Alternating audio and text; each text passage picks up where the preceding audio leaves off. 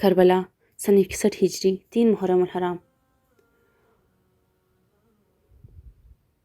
2 محرم الحرام کو ابن زیاد نے اپنے قاصد کو خط دے کر امام حسین علیہ السلام کے پاس بھیجا۔ جب وہ قاصد ابن زیاد کے پاس واپس آیا تو اس نے ابن زیاد کو اس کے خط کے بارے میں امام حسین علیہ السلام کا رویہ بتایا۔ ابن زیاد کو بہت غصہ آیا، جامع مسجد کوفہ آیا، ممبر پر تقریر کی اور لوگوں امام حسین علیہ السلام کے ساتھ جنگ پر اکسایا۔ لوگ فوج در فوج امام کے قتل کرنے کے لیے اور ابن زیاد سے دنیا حاصل کرنے کی خاطر جمع ہو گئے اور ایک جرار لشکر آمادہ ہو گیا۔ ابی مخنف نے لکھا ہے کہ ابن زیاد ملعون نے 10 علم 10 سرداروں کے نام مرتب کیے اور ان کو کربلا میں فرزند رسول کے ساتھ جنگ کرنے بھیجتا رہا۔ پہلا علم عمر ابن سعد کو دیا۔ عمر ابن سعد کے لشکر میں کتنے افراد تھے اس کی تعداد میں اختلاف ہے، کچھ کے مطابق 4، کچھ کے مطابق 6000 اور 20,000 یا 22,000 یا 45,000 یا 50,000 یا 80,000 یا پھر 1,00,000، بعض میں 2,00,000 اور بعض نے 8,00,000 تک کی گئی ہے۔ دوسرا علم عروہ ابن قیس کا تھا جس کا لشکر 2,000 کا تھا۔ تیسرا علم سنان ابن انس تھا جس کا لشکر 4,000 سوار پر مشتمل تھا۔ چوتھا علم قعقاع فہری کے بیٹے کے لیے مختص تھا جس کا لشکر 4,000 سوار کا تھا۔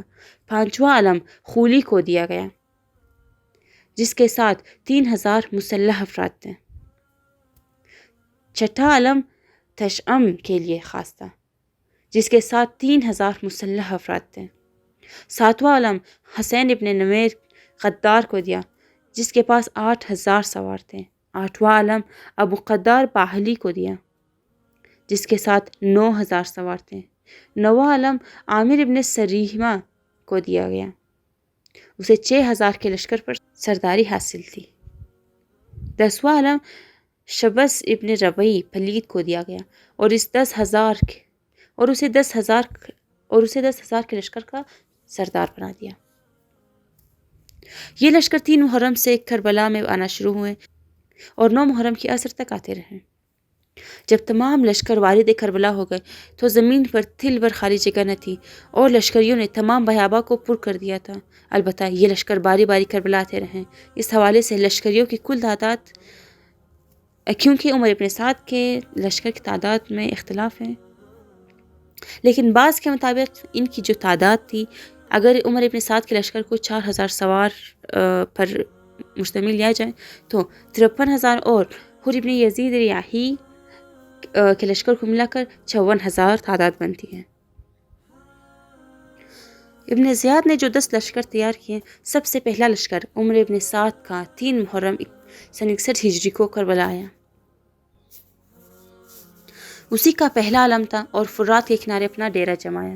عمر ابن سعد سے پہلے حر ابن یزید ریاحی کربلا میں موجود تھا اور اسی نے ہی امام کو اس خشک اور بے آب و گیاہ صحرا میں اترنے پر مجبور کیا تھا۔ حر کو عمر ابن سعد کے کربلا آنے پر دل میں خیال آیا کہ یہ لشکر بھی حضرت خامس آل عباس سے جنگ کرنے آیا ہے اور حضرت پر زندگی تنگ کر دے گا اور اس کا سبب میں بنا ہوں، لہٰذا اپنے کیے پر شرمندہ ہو گیا اور ہمیشہ دل ہی دل میں اپنے آپ کو ملامت و مذمت کرتا رہتا تھا کہ یہ میں نے امام حسین کو کس قدر ظلم کے طوفان میں پھنسا دیا اور تمام اہل بیت کو دشمنوں کے چنگل میں پھنسا دیا۔ اس لیے یہ حال معلوم کرنے کے لیے کہ ابھی جو لشکر آیا امام سے جنگ کرنے آئے ہیں یا ویسے آئے ہیں، دکھی دل اور پریشان حالت میں اٹھا اور ابن سعد کے پاس آیا، سلام کیا۔ عمر نے جواب دیا اور حر کو خوش آمدید کہا، پھر اپنے امیر ابن زیاد کا فرمان حر کو دکھایا اور فخر کیا۔ جناب حر نے جب عمر ابن سعد کو جنگ کے لیے تیار دیکھا تو بہت پرملال اور شکست دل ہو گئے اور پریشانی میں اضافہ ہو گیا، لیکن خاموش رہے اور اپنے آپ کو سنبھالے رکھا، اس انتظار میں کہ یہ بات کہاں تک پہنچتی ہے۔ مرحوم شیخ مفید نے لکھا ہے کہ جب ابن سعد ظالم کربلا کی زمین میں ٹھہر گیا اور وہ ابن قیس احمسی جو کوفہ کا ایک نامور بہادر تھا اسے بلایا اور کہا کہ جاؤ اور امام حسین علیہ السلام سے پوچھو کہ آپ اس طرف کیوں آئے ہیں۔ عروہ جو خود وہ شخص تھا جس نے امام کو خط لکھا تھا اور کوفہ آنے کی دعوت دی تھی، لہٰذا ابن زیاد کا حکم سنتے ہی رنگ زرد ہو گیا اور خجالت کا پسینہ پیشانی پر نمودار ہوا۔ اس نے جانے سے انکار کر دیا۔ جب عمر نے دیکھا کہ عروہ امام حسین کے پاس جانے سے انکار کر رہا ہے تو لشکریوں کی طرف منہ کر کے کہا کہ تم میں سے ایک شخص جائے اور امام حسین سے پوچھے کہ یہ اس طرف کیوں آئے ہیں۔ کسی سپاہی نے جواب نہ دیا کیونکہ ان میں سے اکثریت نے امام کی خدمت میں خط لکھے تھے اور دعوت دی تھی، اس لیے سب سر نیچے کیے کھڑے رہے۔ بالآخر کثیر ابن عبداللہ شعبی جو بے باک، بے حد بد اخلاق اور بے حیا تھا، اٹھا اور کہا کہ جب کوئی نہیں جاتا تو میں حسین کے پاس جاتا ہوں، اور اگر تو حکم کرے تو اس کو قتل بھی کر دوں گا۔ ابن سعد کو اس کی بے حیائی اور بے شرمی سے اپنی بے حیائی بھول گئی اور کہا کہ قتل نہیں چاہتا، صرف یہ پوچھنا ہے کہ ان دیار میں کیسے آنا ہوا۔ کثیر ابن عبداللہ خیمہ سے اس حالت میں نکلا کہ تلوار کمر پر لٹکائی ہوئی تھی اور بڑے تکبر اور غرور سے امام کے خیام کی طرف روانہ ہوا۔ جب امام حسین کے خیمے کے قریب پہنچا تو بآواز بلند نعرہ لگایا، اے حسین، اے حسین۔ امام حسین علیہ السلام نے یہ آواز سنی اور اپنے صاحب سے پوچھا کہ یہ بے ادب کون ہے جو اس طریقے سے آواز دے رہا ہے؟ ابو ثمامہ ساعدی امام کے خیمے کا پہرہ دار تھا۔ وہ آگے بڑھا اور اس کو پہچان کر واپس آیا۔ امام علیہ مقام کی خدمت میں آ کر عرض کیا کہ میں قربان جاؤں، یہ روئی زمین کا بدترین شخص آپ کی طرف آیا ہے جو پاگل، بے باک، گستاخ اور بد زبان ہے۔ اس کا نام کثیر ابن عبداللہ شعبی ہے۔ حضرت نے فرمایا کہ اس سے پوچھو کہ کیا کام۔ ابو ثمامہ ساعدی جلدی سے اس شخص کے پاس گئے اور کہا کہ کیا چاہتے ہیں؟ اس نے کہا کہ میں چاہتا ہوں اس خیمے میں داخل ہو جاؤں۔ امام کے خیمے کی طرف اشارہ کیا۔ ابو ثمامہ نے فرمایا بہت اچھا، لیکن تم اسلحہ کے ساتھ اندر داخل نہیں ہو سکتے، اسلحہ اتار کر باہر رکھ دو پھر اندر جا سکتے ہو۔ کثیر نے کہا یہ کام نہیں ہوگا اور نہ میں تمہاری بات سنتا ہوں بلکہ اسلحہ سمیت اندر جاؤں گا۔ ابو ثمامہ بولے میں تجھے اچھی طرح جانتا ہوں، اگر اندر آنا چاہتا ہے تو جب تک تو خیمہ سے نہ نکلے گا میں تیری تلوار کے قبضے پر ہاتھ رکھوں گا۔ کثیر بہت ہنسا اور کہنے لگا کہ تم میری تلوار کے قبضے پر ہاتھ نہیں رکھ سکتے۔ ابو ثمامہ نے کہا تو اپنا مطلب بتا دے، میں خود امام سے پوچھ لوں اور تجھے جواب دوں، ورنہ میں تجھے خیمے کے نزدیک بھی نہ آنے دوں گا کیونکہ تو فاسق اور فاجر شخص ہے۔ کثیر نے کہا تم مجھ ایک شخص سے اس قدر خائف کیوں ہو؟ ابو ثمامہ نے کہا اے فاجر و فاسق و کافر، امام کی بارگاہ کعبہ کی مثل ہے کہ احترام سے وہاں جانا چاہیے اور کعبہ کے پاس اسلحہ لے جانے کی اجازت نہیں ہے۔ کثیر کہنے لگا بس میں واپس جاتا ہوں اور اپنا پیغام بھی تمہیں نہیں دیتا۔ ابو ثمامہ نے کہا جاؤ جہنم میں۔ وہ ملعون تیر خوردہ ریچھ کی طرح مڑ گیا اور ابن سعد کو تمام واقعہ سنایا۔ ابن سعد نے خزیمہ نامی ایک شخص کو بلایا اور کہا کہ امام کے پاس جا کر بڑے ادب سے پوچھو کہ یہ اس طرف کیوں آئے ہیں۔ یہ خزیمہ اندر سے محب اہل بیت تھا اور بہت نیک شخص تھا، لیکن کسی کو دل کا راز نہ بتاتا۔ چنانچہ بڑے سکون و وقار اور شائستگی سے امام حسین کے خیام کی طرف گیا۔ جب خیام کے قریب پہنچا تو بڑے ادب اور احترام سے صدا دی، السلام علیک یا ابن بنت رسول اللہ۔ امام حسین علیہ السلام نے اصحاب سے پوچھا یہ کون ہے؟ عرض کیا گیا یہ شخص نیک کردار اور اچھا شخص ہے۔ امام علیہ السلام نے فرمایا اس سے پوچھو کہ کیا چاہتا ہے اور کیا کہہ رہا ہے۔ زہیر ابن قین بجلی آگے بڑھے اور پوچھا کہ کیا چاہتے ہو اور کیا کر رہے ہوں؟ خزیمہ نے کہا میں دنیا اور آخرت کے بادشاہ کی خدمت میں جانا چاہتا ہوں اور ایک پیغام لایا ہوں۔ زہیر نے کہا بہت اچھا، اسلحہ رکھ دو پھر مشرف ہونا۔ خزیمہ نے کہا ٹھیک ہے، تلوار رکھ دی اور خیمہ امام کے اندر داخل ہو گیا۔ جو ہی اس کی نظر امام حسین علیہ السلام پر پڑی آپ کے قدموں میں گر پڑا اور امام کے پاؤں کے بوسے لینے لگا اور عرض کیا اے مولا، اے آقا، مجھے ابن سعد نے بھیجا ہے، وہ ملعون کہتا ہے کہ آپ اس طرف کس مقصد کے لیے آئے ہیں؟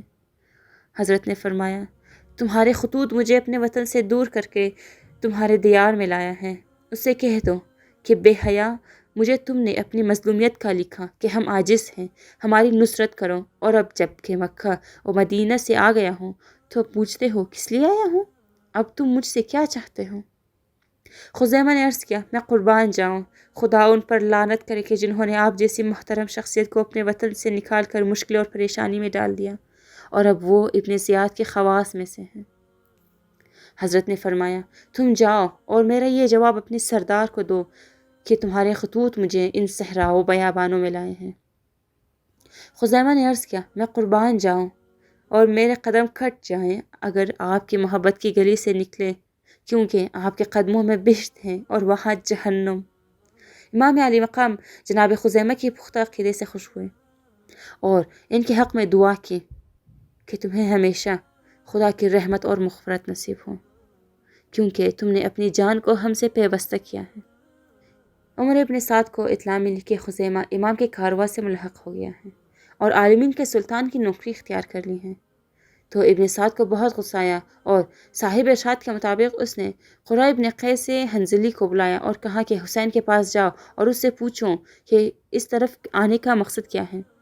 قرہ ابن قیس امام کے خیام کے قریب آیا تو حضرت نے اسے دیکھا اور اصحاب سے پوچھا کہ اس آنے والے کچھ پہچانتے ہو؟ حبیب ابن مظاہر اسدی نے کہا، میں جانتا ہوں، یہ حنظلہ ہے، یہ بنی تمیم کا شخص ہے۔ پہلے تو یہ شخص صالح، نیک اور اچھا تھا، میرا گمان تک نہ تھا کہ یہ بھی ابن سعد کے ساتھ آئے گا۔ اتنے میں وہ شخص امام کے پاس آیا، سلام کیا اور ابن سعد کا پیغام دیا۔ امام نے فرمایا کہ عمر ابن سعد سے کہہ دو کہ تمہارے شہر کوفہ والوں نے مجھے خطوط لکھے، وفود بھیجے اور کوفہ آنے کی دعوت دی۔ میں ان کی دعوت پر کوفہ آیا ہوں، اور اگر تمہیں میرا اس طرف آنا پسند نہیں ہے تو میں راستہ چھوڑ دیتا ہوں، میں واپس چلا جاتا ہوں۔ قرہ نے جواب لے لیے اور واپس جانے لگا تو حبیب ابن مظاہر نے کہا، اے قرہ، ہائے افسوس تم پر، کیا پھر انہی ظالموں اور ستمکاروں کے پاس جا رہے ہو اور امام مظلوم و غریب کی نصرت سے بھاگ رہے ہو؟ کیا تم نہیں جانتے کہ خداوند متعال نے ان کے آبا کے صدقہ ہمیں اور تمہیں دین عطا کیا اور ہمیں اسلام کی طرف ہدایت کی ہے؟ قرآن نے جواب دیا کہ امام حسین کا پیغام ابن سعد تک پہنچا دو، پھر جو مصلحت ہو انجام دوں گا۔ قرآن نے جا کر ابن سعد کو امام حسین علیہ السلام کا پیغام سنایا تو عمر ابن سعد نے کہا، میں امیدوار ہوں کہ خدا مجھے امام علیہ السلام کے ساتھ جنگ کرنے سے محفوظ رکھے گا۔ بہر صورت امام حسین کے جواب سے عمر خوش ہوا، کیونکہ اس قسم کے جواب کی اسے توقع نہ تھی، کیونکہ اسے لگتا تھا کہ امام حکومت کے لالچ میں کوفہ آئے ہیں اور وہ امام کی شجاعت اور دلیری سے ڈرتا بھی تھا، کیونکہ وہ جانتا تھا کہ اگر امام حسین خود جنگ کرنے کے لیے نکل آئے اور تلواریں چلانا شروع کی اور غیرت الہی حرکت میں آ گئے تو لشکر کے دریا کو اٹھا کر لپیٹ دے گا۔ لیکن جب اس روبہ صفت انسان کو یقین ہو گیا کہ امام حسین طبعاً حکومت کی طرف مائل نہیں اور نہ ہی سیاست کرنا چاہتے ہیں، بلکہ ان کا مکمل ارادہ تبلیغ اور ہدایت کا ہے، تو وہ بہت خوش ہوا اور دنیا اور آخرت کا خوف اس کے دل سے زائل ہو گیا۔ چنانچہ ابن زیاد کو خط لکھا۔ خط ہم اگلی ویڈیو میں بیان کریں گے۔ ابن سعد نے کسی کو امام کی خدمت میں پیغام دے کر بھیجا کہ میں چاہتا ہوں کہ آپ سے رات کی تنہائی میں فرات کے کنارے ملاقات کروں۔ امام حسین نے 2 اصحاب اپنے ساتھ لیے اور تعین شدہ جگہ اور وقت پر رات کی تاریکی میں تشریف لے گئے۔ جو ہی فرات کے کنارے پہنچے، عمر ابن سعد دوڑ کر آیا اور امام کے قدموں میں گر پڑا اور کافی دیر تک حضرت کا سر و سینہ چومتا رہا اور خوشبو لیتا رہا۔ پھر حضرت کو ایک دری پر بٹھایا اور 2 زانو ہو کر حضرت کے سامنے بیٹھ گیا۔ کچھ دیر کے بعد عرض کیا، سبت رسول کی جو شان ہے وہ برقرار ہے۔ حضرت نے فرمایا، خدا توفیق دے۔ عمر ابن سعد مسکرائے اور کہا کہ اگر قابلیت ہو تو۔